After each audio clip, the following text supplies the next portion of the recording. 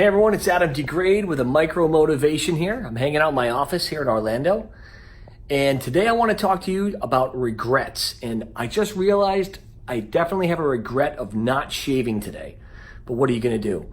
One of the amazing things, I don't know if you guys have ever seen We Are the Millers, which by the way is, I'm not recommending or endorsing. It's hilarious and wildly inappropriate.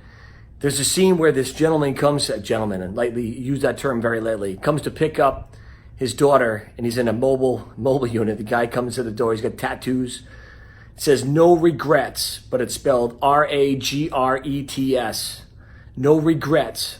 Gets in, sits down, and the father says to him, "So, do you have any? Tell us a little bit about your tattoos." He's like, "Yeah, this is my cobra."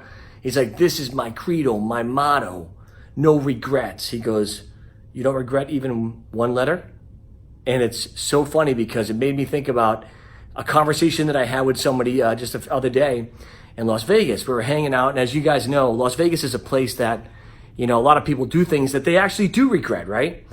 And the individual that I was speaking with, he says, Adam, he goes, the funny thing about regrets, and he was trying to pontificate with me. He said, regrets, by the way, are only regrets if you actually still regret it later on, right? He goes, is it really regret if you don't regret it the next day or the following day, even though you regret it at that moment?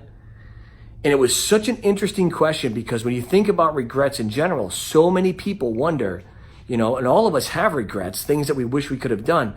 But as time goes on, if we continue in those things that we know are wrong, that we are regretful for initially, and we bury it and we stuff it down, our heart actually starts to get hard. And it starts to harden, almost like a rock. And like things that grooves and patterns that we do in our life, if we groove them over and over and over again, what ends up happening is we create literally a ditch around us on both sides and we're stuck in a tunnel. And my daughter, Brooke, when she was a young girl, she used to struggle tremendously with some anger issues and potentially some attitude issues. And she would get in trouble, or she wouldn't be able to have candy, or she couldn't do, what she wanted to do. And actually, I'll give you a little idea of who she is right now. This is Brooke right over here. There she is right there. That's my lovely wife, Crystal, and my eldest son, Zachary, as well, too. And when Brooke was a little girl, one of the things that she would actually do is she'd get so angry and her heart and her face would get so red. And it was like, I was like, Brookie, honey, relax. You need to relax. And it wasn't working. She would just keep getting angrier and angrier. And then all of a sudden, I thought of an illustration that might help her. And I said, sweetheart, I said, right now your heart is like a rock. It's solid. I said, I need you to soften it like a marshmallow.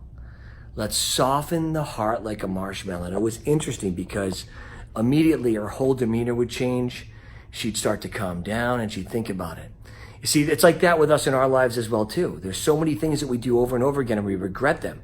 Just because we don't think we regret them years from now doesn't mean that we actually don't have regret and pain in our heart. All we've done is harden our heart like a rock. And there's only one thing that can happen to a rock if it has to be made soft again. It has to be broken. And that's what ends up happening with us. And our regrets lead to pain in our life, sickness in some cases. And if we continue in those behaviors, it's not great. So remember today, if you do something and you feel the Spirit of God telling you that wasn't right and you shouldn't do it, that's the moment of regret. That's when we ask for forgiveness. That's when we soften our heart like a marshmallow, and that's when the healing comes in. And so later in life, when we're laying on our bed, hopefully we can literally say we've had no regrets. Many things we've asked for forgiveness for, but nothing that we actually regret. So guys, thanks for listening. This is Adam DeGrade with the Micro Motivation. Remember, if you can't say it in under 4 minutes, you've got no point to make. Have a great day, guys.